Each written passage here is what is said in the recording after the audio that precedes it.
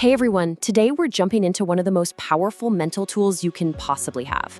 It's all about understanding the hidden consequences of our decisions.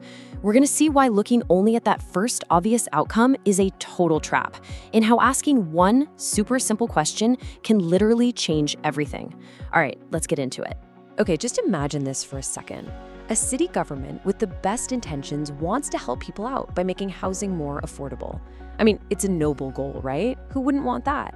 So they roll out a new policy to do exactly that. It seems simple, straightforward, and obviously good. But is it really? To make this concrete, we are going to look at a classic real-world example, rent control. You've probably heard of it. It's a policy where the government puts a cap on how much landlords can charge for rent, or, how much they can raise it every year. The whole idea is to protect tenants from crazy high housing costs. Simple enough. Now, if we only look at the immediate results, what we call the first-order effects, rent control looks like a massive win. The whole point was to make housing cheaper for tenants, and well, for a lot of them, it did exactly that. This is that simple, easy answer that's just sitting right there on the surface. And you can see the numbers are pretty persuasive. A big study in San Francisco found that tenants in these newly rent-controlled apartments saved anywhere from $2,300 to $6,600 a year. That's real money. For those people, the policy was a huge financial victory. So, case closed, right? Well, not so fast. Because when we pull the camera back and look at the bigger picture, something totally different starts to happen. See, the story doesn't just stop with those tenant savings. A whole new chapter begins, one filled with unintended second-order consequences. And this, right here, shows the problem perfectly.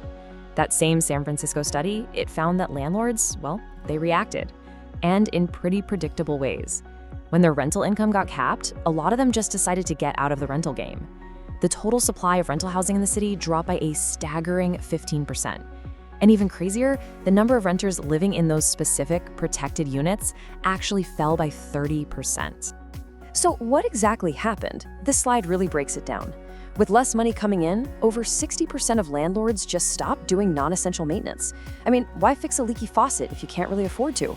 Over half of them thought about selling their buildings. A ton of them converted their rental apartments into condos to sell, which took them off the rental market for good. So that initial good intention created this ripple effect that ended up shrinking the housing supply and making the remaining places worse.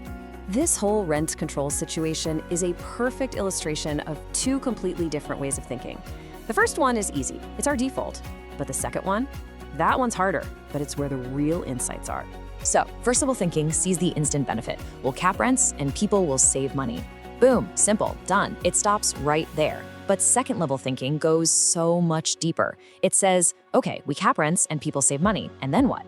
How will the landlords react? And then what? What happens to the housing supply? And then what? Who does that end up hurting? You see, it's a whole chain of consequences.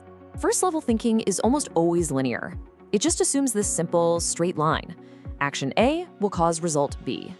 But the real world is almost never that simple, right? It's a complex system with all these interconnected parts, not just a bunch of dominoes falling in a perfect little row. And this lines up perfectly with the work of Nobel Prize winner Daniel Kahneman.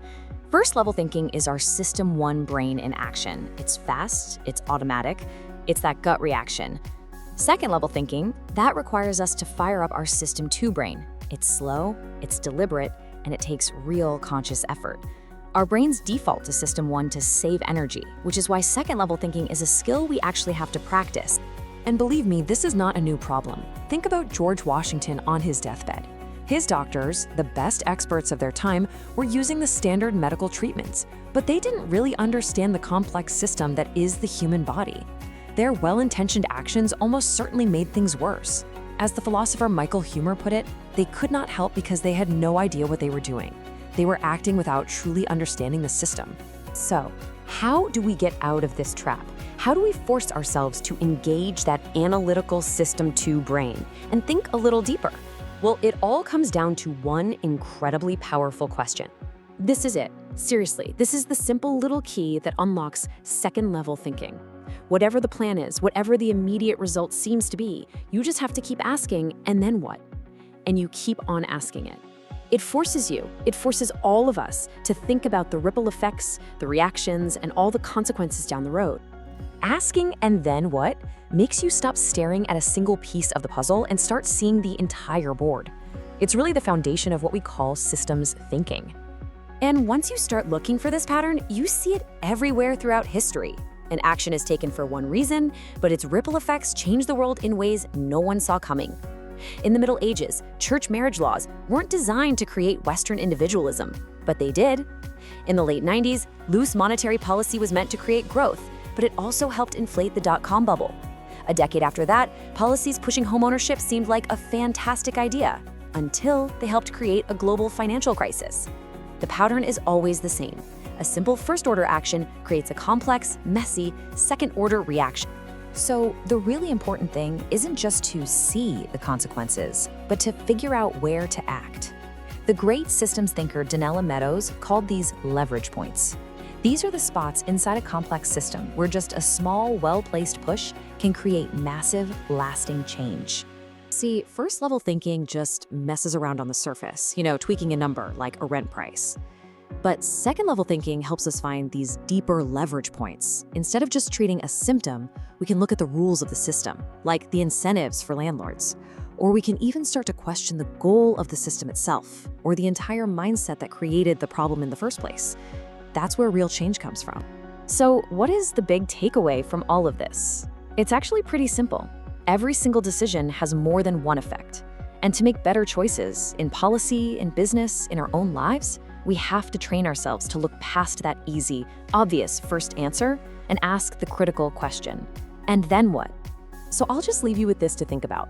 Look around at the world today, or maybe even at a big decision you're facing yourself. Where are we all celebrating the first level effect while totally ignoring the inevitable ripples that are already starting to spread out? Something to chew on. Thanks for tuning in.